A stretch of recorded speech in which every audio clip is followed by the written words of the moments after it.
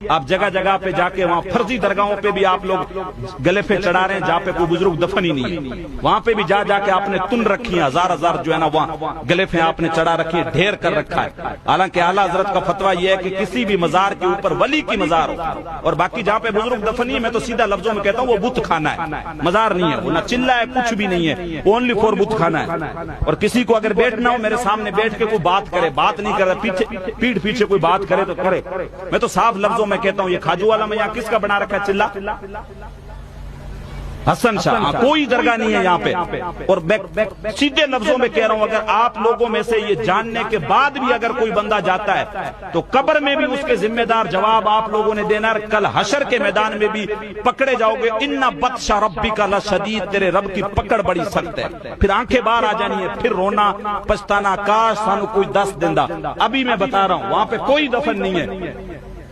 کوئی دفن نہیں۔ اور میں علماء سے بھی گزارش کروں گا بکرے کھانے کے چکروں میں تم لوگ وہاں نہیں جایا کرو، ورنہ میں نے تمہارے نام لے لے کے اسٹیجوں پر میں نے تمہیں لینا ہے پھر لپیٹے میں، پھر تم لوگ سیدھے ہو جاؤ گے۔ میں نے کئیوں کو ایسوں کو دیکھا ہے جو چند لفافوں کے چکر میں منہ اٹھا کے چلے جاتے ہیں، پیر صاحب سدیا حضرت چلو اپا کون سا فاتحہ پڑھنا ہے، اپا بکرا کھائیے، شرم مر گئی ہے تمہاری،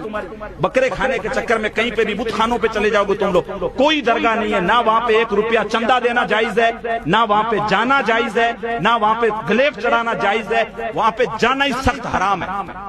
صاف لفظوں میں آپ کو بتا رہا ہوں، اتنا کلیئرٹی کے ساتھ آپ کو کوئی نہیں بتائے۔ اور جو 2-4 چیزیں میں نے آپ سے عرض کی ہیں یہ میں ہر تقریر میں کہتا ہوں، اور بہت سارے لوگوں کو چبھتی بھی ہیں، چبھتی ہیں تو مجھے کوئی فرق نہیں پڑتا بھائی، زیادہ سے زیادہ آپ میرا کیا کرو گے؟ مجھے پروگرام میں نہیں بلاؤ گے مت بلاؤ،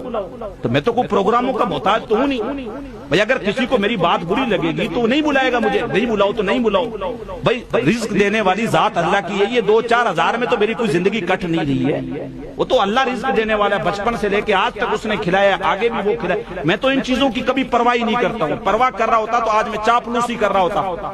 بڑے بڑی خانقاہوں والوں کے پاؤں دبا رہا ہوتا، ان کی تعریفیں کر رہا ہوتا جیسے مقرر کر رہے ہوتے ہیں، لوگوں کی واہ واہی کر رہا ہوتا، ان کی ہاں میں ہاں ملا رہا ہوتا، تو مجھے 2100 والی جگہ 5100 روپے ملتے لازمی ہے، تو میں اچھا خاصا اپنا بینک بیلنس بڑھاتا، لیکن مجھے رب کو مر کے منہ دکھانا ہے۔ میں نے یہ جو علم سیکھا ہے پچھلے اتنے سالوں میں، تو اس کا مطلب یہ ہے کہ میں اس کو مٹی میں ریل دوں ایسے ہی، اور جو پھر آپ لوگ چاہ رہے ہیں اس اعتبار سے باتیں کروں تو یہ مجھ سے نہیں ہوگا، تو باتیں وہی کہی جائیں گی جو اللہ اور اس کے رسول کی طرف سے آئی ہیں اور جو حق باتیں۔ تو چاہے ادھر حسن شاہ کا چلہ ہو، یہ فرضی مزار ہے، اور چاہے جتنے بھی ہوں، چاہے چھتر گڑھ میں ہے، چاہے ادھر 9 گجا ہے، چاہے جو بھی ہے، جہاں پہ بزرگ دفن نہیں ہے وہاں پہ جانا سخت حرام ہے، حرام ہے،